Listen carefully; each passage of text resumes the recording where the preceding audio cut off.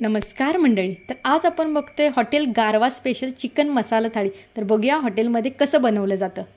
इथे बघा पॅनमध्ये तेल घेतलं, त्याच्यामध्ये कांदा घातलाय, थोडासा टोमॅटो घातलाय आणि पुन्हा एकदा फ्राय केला जातोय. असा धूर आणि जाळ आल्याशिवाय आपल्याला काय मजा येत नाही बघा. हॉटेलमध्येच असली मजा आहे.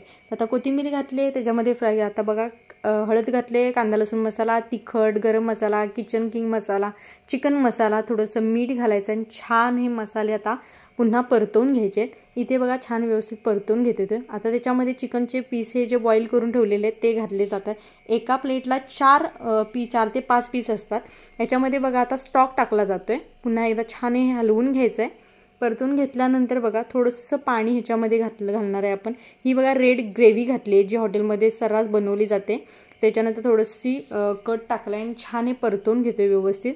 आता थोडंसं पाणी टाकून ही कन्सिस्टन्सी ॲडजस्ट केली जाते. थोडंसं कोथिंबीर घालून आपला हा चिकन मसाला रेडी आहे, आपण तो सर्व करतोय. तर प्लेटमध्ये बघा इथे 5 पीस मी सांगितल्याप्रमाणे ह्याच्यामध्ये घातले गेलेले आहेत. आता आपण थाळी बघतोय. कांदा घ्यायचा आहे, लिंबू बरं सुरुवातीला लावलेलं आहे, सोलकढी मस्त अशी लावलेली आहे, त्याच्यावर थोडीशी कोथिंबीर घातली. इथे अंडा मसाला थाळीला आहे, तांबडा रस्सा, पांढरा रस्सा, त्याच्यानंतर आपण बनवलेला आत्ता चिकन मसाला. वा वा वा काय भारी दिसतोय. तर इथे चिकन मसाला, त्याच्यावर थोडीशी कोथिंबीर घातली बघा.